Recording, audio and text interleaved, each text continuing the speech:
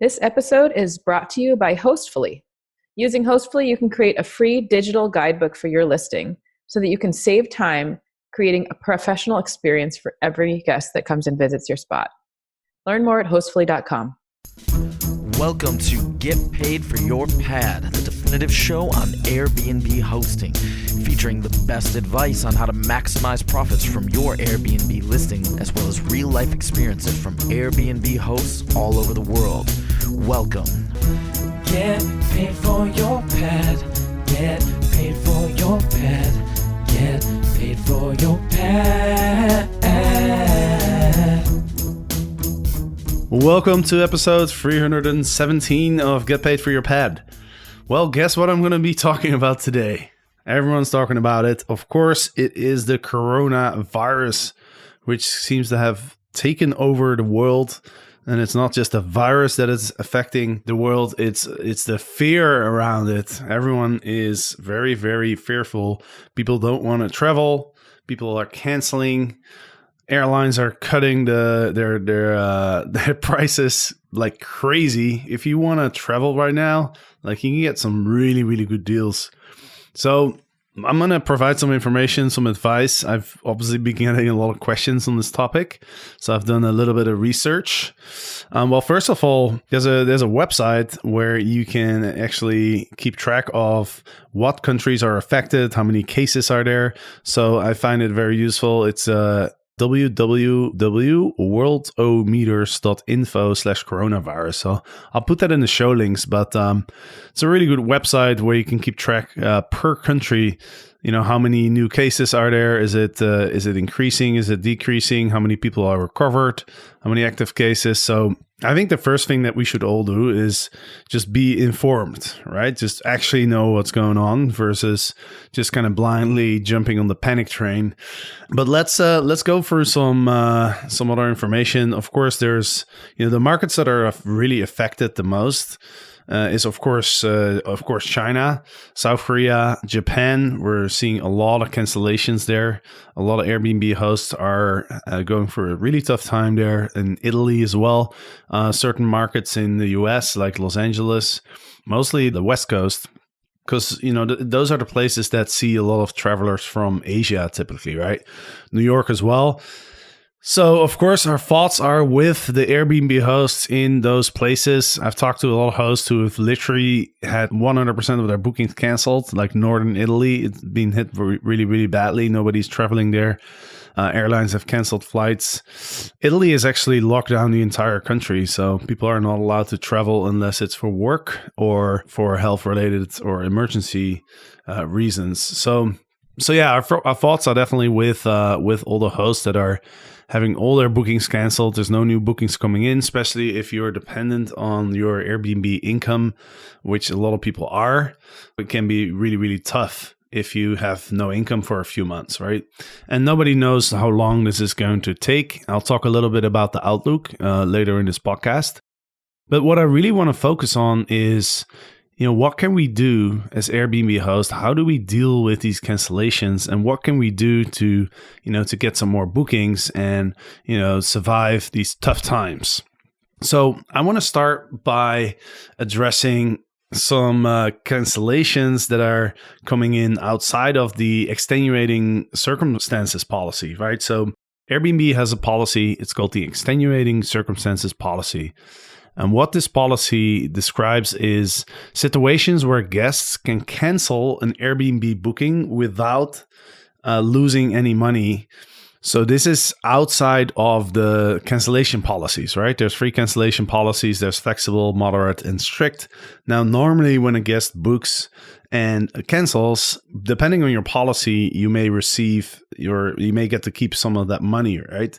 But if the guest is coming from a country that is described in the extenuating circumstances policy, if the booking complies with that, then it doesn't matter what cancellation policy you have. Even if it's strict and even if it's 2 days before the stay, the guest will still be refunded all of their money. Now, to make matters worse, I've been getting a lot of reports from Airbnb hosts who are seeing their bookings being canceled and the guests being refunded even outside of this policy. So basically what happens is Airbnb guests, they will call Airbnb and they'll message you first and say like, hey, I don't want to travel right now. I'm worried about the virus, right? And then, that's cool. But if you have a cancellation policy that allows you to keep a certain part of that money, then you should be allowed to keep that money, right? That's what the cancellation policy is for. But those guests will then call Airbnb and they'll talk to some representative. And, as we all know, Airbnb tends to favor the guests. And so I've seen a lot of reports coming in of cancellations that are outside of the extenuating circumstances policy, right? It's just the guest just doesn't want to travel, but that risk, should really fall onto the guest, not on the host, in my opinion. So that's something that kind of makes matters worse. I've seen questions from hosts as well. I'm getting a lot of questions, as you can imagine. But a question that hosts have is, my guest requests to cancel and requests a refund, even though I have a strict cancellation policy. Like, am I now morally obliged to refund that guest, right? And I mean, my opinion is no. I mean, you're running a business, you're dependent on that income, and, the cancellation policy is there for a reason. When people book a listing with a strict cancellation policy, they know they're taking a little bit of risk, right? And that's their choice. I don't think that we as hosts should or have a moral obligation to refund the guests if it's outside of the policy. I mean, Airbnb is already, favoring the guests quite a bit. So yeah, no, I don't think you have to do that. I think you just explain to the guests, like, listen, like these are the policies, and that's what it is. I mean, it's unfortunate, of course, and I can imagine if you're traveling and you're going on a holiday and you have to cancel it, it's not fun. But at the same time, the extenuating circumstances policy is really meant for the people that are actually, running a risk, right? Where the virus actually affects the travel. So if that's not the case, if you're traveling from a region that is not really affected and you're traveling to a region that's not affected, then there's no real reason to cancel it other than fear. And, if you're canceling as a guest because of fear, then I don't think the host should be punished for that. So that's my opinion. I'm sure not everybody agrees. But anyway, one thing you can do is if guests are requesting to cancel, you could tell them like, hey, why don't you travel at a different date? That's an option, right? So you say, hey, why don't you just change the dates? Because you can change the dates. You can change any reservation on Airbnb. So that's a better option than having the guest call the Airbnb customer support and then getting your booking canceled. It's better to at least have that booking be moved to a future date. Now, there's also hosts that are a bit scared of getting exposure to the virus, right? So I've gotten reports as well from hosts who are saying like, hey, I have, somebody's from China and I'm worried about the virus. But what I want to say on that is, don't panic and just cancel all your reservations, because if it's outside of the extenuating circumstances policy, then you're actually going to get penalized by Airbnb, right, for canceling. So the extenuating circumstances policy applies to guests and to hosts, right? So guests get their money refunded and hosts get to cancel bookings without any penalties.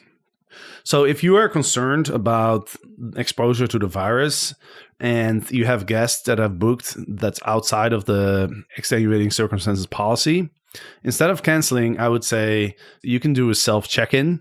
You can also ask your guests like where the guest has traveled to in the last couple months. Right, I think the perception of the risk right now is so much greater than the actual risk, and so my advice for hosts who are concerned is, don't panic and do your research. Ask the guests where have you traveled, and look at the stats. Look at that website that I mentioned and see if there's actually a lot of cases. And the other thing is, of course, really up your game when it comes to cleaning. That's another way that you can entice guests to book your property by emphasizing that you keep it really clean. You offer like hand sanitizer, you keep the doorknobs clean, etc. And I'll get into more advice for people who are seeing a lot of cancellations. Like, what can we do to get more bookings? Right? That's the most important question, really. So what can we do? What can we do as Airbnb hosts? you're getting cancellations, you're not getting a lot of bookings, and you're concerned, obviously, what can you do to survive these times, right? What can you do to entice people to book your listing? Well, I mean, there's a few things that are really obvious and a few things that are not as obvious. So let me start with the obvious, right? So obviously, in markets that are affected, in order to get bookings, we're going to have to offer discounts. There's no real way around it. It's not fun, but I mean, look at the airlines, what they're doing. You can fly for, $20-$30 right now. I just saw an email from Alaska Airlines. They're slashing their rates. They're absolutely slashing their rates. So there is a lot of opportunity to travel for free, almost for free right now. I have in our communities, in our STR Legends communities, and also our STR Profit Academy, a lot of people are looking into like traveling somewhere. A bunch of people want to travel to Hawaii because it's so cheap right now, right? And so if you've traveled to a market that's not affected, then you're really not risking much, right? So airlines are really cutting their prices. Hopefully that will entice more people to travel. I do see reports of hosts that are saying that they're getting a lot of last minute bookings, right? That might be a little silver lining on this big disaster, is that some people will cancel their international travels, but then they will travel locally. So we do see a lot of last minute bookings coming in certain areas. But yeah, other than lowering your prices, I mean, it's better to make something than to make nothing, right? Plus, every booking has some value for the future as well, right? Because a booking means you got people in your place. They might be coming back. They might recommend your place to somebody. Plus, it helps you to keep up your visibility in the search results, right? Because one issue that arises when you're getting all these cancellations and now you don't have any bookings, it hurts your SEO as well, right? So Airbnb is not going to show your property in the search result as much. So, I think it's better to keep some momentum, even though you have to slash prices and you're not making as much. It's better to just get some people into your place than to have it empty, right? So that's an obvious one. Another thing I think you can do is, you tell your friends and your family, right? Let them know, like, hey, I'm going through a difficult time. I've got all these cancellations. If you want to come out for a weekend, stay at my place, I'll give you a 50% discount. But then, at least you have something, right? Now, I already mentioned, like, definitely emphasize on your listing. You keep your home clean. And one little trick that I saw a bunch of people using is they'll advertise in their title, they will advertise that their market is corona-free, like corona-free getaways, COVID-19 ready, food, water, breakfast. People are advertising that they stocked up their home with toilet paper, with supplies, so that people don't have to go to, the guests don't have to go to a supermarket. People are advertising, coronavirus discount, corona free market, like all that kind of stuff. And I think that's a smart idea if you're in a market where corona is not yet present, because again, like, people are just afraid of traveling right now, right? But there's such a big difference between the perceived risk and the actual risk, right? So, you can include pictures of your cleaning staff inside your home. You can write in the description. You can write, what you're doing to, what extra measures you're taking to make sure that your home is really clean.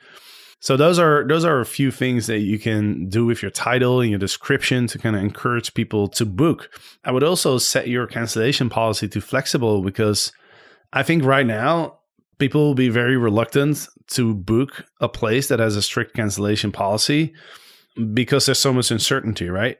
Especially if people are booking like 2 or 3 months out. The market might be corona free now, but you don't know what's going to happen in the future. And so I think because people are so fearful right now, I don't think a lot of people would want to book a place with a strict cancellation policy. But on top of that, that policy doesn't really help you. If the guests want to cancel, they call Airbnb, and then Airbnb lets them cancel anyway, right? Even if it's outside of the policy, there's a good chance that they'll let the guest cancel. In other words, the strict cancellation policy doesn't seem to offer much protection in the current environment. So you might as well get it to flexible and get some more bookings. Now, another thing you can do is you could list on more channels. Generally, I always think that if you're in a market where there's a lot of demand on one channel, it can be a very good strategy to only list on that channel and just really kill it on that channel. Just really have like one of the best listings. But in these circumstances, when demand is really, really low, like I've always said, like if you're in a market where there's not a lot of demand, then it makes sense to list on a lot of different channels, because then that extra demand that you're capturing, has more value than the value of just having one of the best listings on one channel. So as demand is dropping, I think it makes more sense to utilize different channels. So that's another thing you could do. Definitely be informed about your local market, know what's going on, but be aware of where your guests are traveling from. And then, stocking up on supplies is a good idea, right? Because that's something that people are concerned about. They don't want to go to places where there's a lot of people. So they don't want to go to the supermarket probably. So, let them know that, there's Uber Eats. You have everything in your home that people need. They don't have to leave the home. They're safe. So those are some things that you can do. I also want to talk a little bit about the outlook, right? I mean, how long is this thing going to take? Now, obviously, nobody knows. There's a little bit of light at the end of the tunnel. And so I'll go through is there any hope items? Well, first of all, like I mentioned, like a lot of airlines have really slashed their rates. So I'm really hoping that a lot of people take those opportunities, and they're promoting this pretty hard. If you fly regularly, you probably have a few emails from the airlines right now in your inbox that talk about the promotions that they're offering, the crazy low fares, etc. So hopefully that will stimulate some people to start flying. And by the way, the oil price has completely crashed. So that's at least a good thing for the airlines, because of course the fuel is a big cost to the airlines. So that probably will help them lower the prices a bit. I'll talk a little bit more about the oil crash because it's been a bit of a crazy week, hasn't it? Hey, vacation rental hosts. This is Margot, and I'm the CEO and co-founder of Hostfully. We make digital guidebooks and property management software. I'm really excited to tell you about a new feature that can help you earn more from each booking. We've just launched our marketplace, which gives you the chance to earn extra cash when you provide more services to guests. Things like early check-in, late checkout, or an extra cleaning. You can even use the marketplace to sell tickets to local tours and activities. This is a feature that hosts all around the world have been asking for, and we are thrilled to deliver it. To learn more, please check us out at hostfully.com. So is there any hope? Well, there also, it seems to be that when the weather warms up, it helps to contain viruses. Like, I'm not a virus expert, but that's something that a lot of people are saying. That's why flus are seasonal, apparently. They fare better in cold weather and with low humidity. So as the temperatures are rising around the world and the humidity goes up, that might help to contain the virus a bit. I don't think it's a given. I don't think it's a guarantee, because you look at a market like Singapore, and there's like 160 cases, I think, in Singapore, which is extremely hot and extremely humid. So it's not a guarantee, but it does seem to have an influence, at least in the past. Now, in some markets, like I said, we do see an increase in last minute bookings because people are traveling domestically instead of internationally. So that could be something that you can do with your listing as well. Is kind of shifting your target audience. So instead of trying to attract international travelers, you could try and attract domestic travelers. And last but not least, I looked at the numbers, and it seems like it's fairly under control now in China. I'm looking at I'm at the stats right now. I see China has a total of 80,000 cases, but 60,000 of them are totally recovered, right? And so there's only 17,000 active cases left, and it's not increasing much anymore. So it seems to be under control now. I don't know. It's always the question: are these numbers accurate? Hopefully they are. But that's at least that's a little bit of hope there. What else can we do? Well, we need to survive, right? That's the most important thing. A lot of people have bills to pay. Have maybe if you're doing rental arbitrage, you have to pay rent. So other things you can do is cut costs. Like don't spend any money that you don't have to spend. The reality is we don't know how long this is going to go. My expectation based on, previous outbreaks of viruses is that it will probably get under control within a few months, and hopefully by the summer we should be in a better spot. But I mean, nobody knows, right? That's kind of what it looks like to me. But yeah, we have to be conservative now. Don't take too much risk, don't spend too much money, see where you can cut costs. Another thing you definitely want to do is if there's big events in your area, see if they're being canceled or not, because a lot of events are being canceled, right? Like South by Southwest is canceled.